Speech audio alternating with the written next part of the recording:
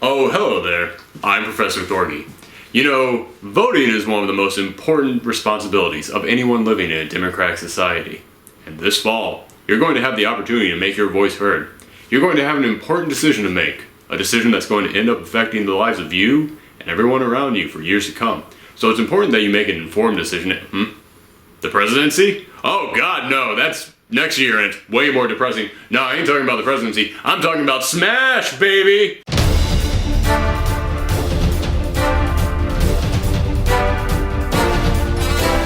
That's right, Nintendo has announced DLC for Super Smash Bros. You heard me, this isn't like some fighting games I could name where, oh, we've got some DLC characters even though they were finished by the time the game was made and was even included in the game itself and you're just paying us to unlock them. No, this is a great moment to speak out for the characters you want, so I've done just that. Here are my top 10 characters I want to see voted into Super Smash Bros. Now each of these are characters that either Nintendo owns or they have a close enough relationship with Nintendo that I could see them being included. I'm not just listing random characters here, okay? I'm not going to put someone like Mickey Mouse or Spider-Man on here.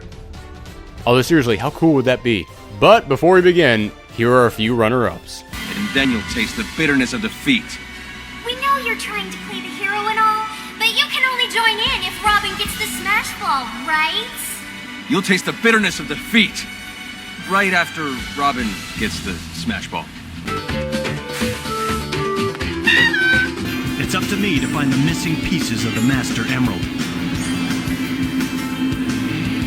It won't be easy.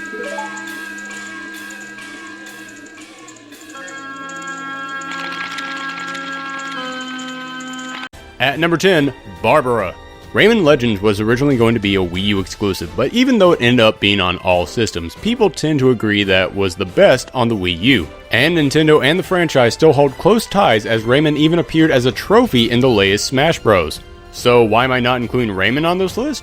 Well, because as great as it would be to have him in there, many fans of Rayman Legends love the new character of Barbara. She's a badass with a giant axe. Plus, with her wings on her helmet, she's already got a multi-jump recovery move built in. Number 9, Bayonetta. Okay, Bayonetta might not be the most family-friendly character, but no more than Snake from Metal Gear Solid was, and he's already been in the Smash games. Not only was Bayonetta 2 one of the highest reviewed games of last year, but it was also that game that made a ton of people who would never play a Nintendo game suddenly perk their heads up and say, "Damn Nintendo, you've got some range." And yes, I realize she's owned by Sega, but let's be honest, Sega is just Nintendo's brother at this point, sleeping on its couch until it gets its act together.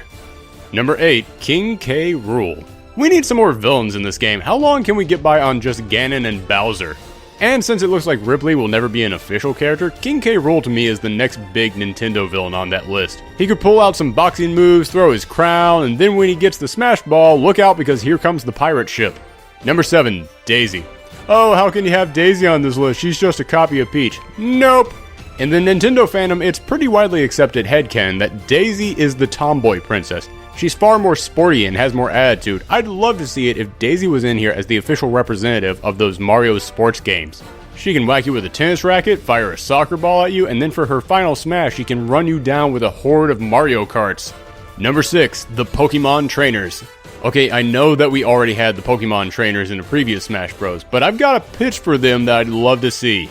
In the latest Smash Bros, you could choose to be either the male or female villager or Robin, so obviously you could also be the male or female Pokemon trainer, but also with Bowser Jr., each of the 8 different colors turn into a new character. So here's my pitch. Take the male and female trainers from 4 different Pokemon games and make them each one of the different skins for this character. And with each character that you pick from one of these 4 different games, your Pokemon could change as well. You can make the water or grass type star your big gun since most of their final forms are very large and similar in bulkiness. Then for your final smash, they could each summon one of the legendaries from the game they were taken from. I love this idea, but the only reason it's not higher is because, let's face it, that is a lot of programming. But still, can't deny it, that would be pretty cool. Number 5, Toon Zelda. We already got Toon Link, it's only fair to get Toon Zelda as well. Not to mention, unlike Link and Toon Link, Toon Zelda would actually play differently from her adult counterpart, as she would still have the ability to transform into her alternate form of Tetra. And you know what that means!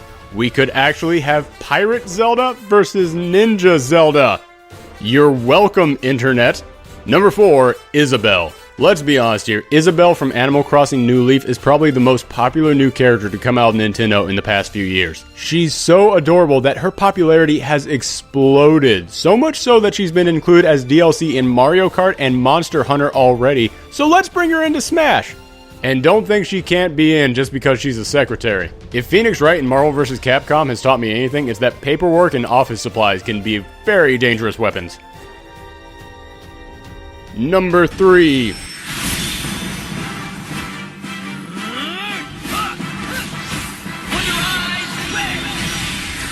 Wonder Red! Sorry, I'm excited.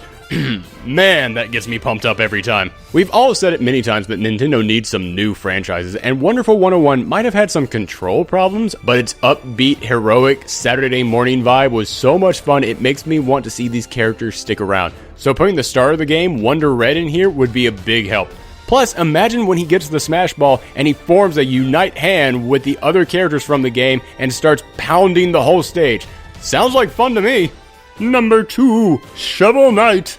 Okay, hear me out. Yes, Nintendo does not own Shovel Knight, but Nintendo was the first company to port the game onto their systems from the PC, and in addition to being one of the most fun platformers in ages, as well as fitting the tone of Nintendo games perfectly, he's already got some great built-in moves. The forward shovel attack, the downward shovel bounce attack, you could even bring out Shield Knight whenever he blocks. Plus, the creators of the game totally want him in here. They even started a hashtag Shovel Knight for Smash campaign on Twitter.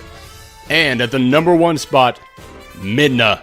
Midna has been the biggest breakout star from the Legend of Zelda franchise since Link himself. Almost every Nintendo fan I've asked loves her. Everything from her power to her impish behavior to her unique design. Plus, I'm glad that Nintendo decided to include more female characters in Smash Bros. It says to me that Nintendo is trying to take steps to have more equal representation in their characters, and Midna is one of the most beloved new female characters to come out of their franchises. Plus, for her final smash, she could transform into her original form and just unload her unstoppable power for a few seconds. I mean, did you see what kind of power she had in Hyrule Warriors? I want that in Smash Bros. But no matter who wins, I am loving seeing the internet get so excited over these ideas. So let me know who you want as DLC in Smash Bros. In the comments below. Also, if you like this video, then please share it and subscribe for more fun, geeky videos on games and comics.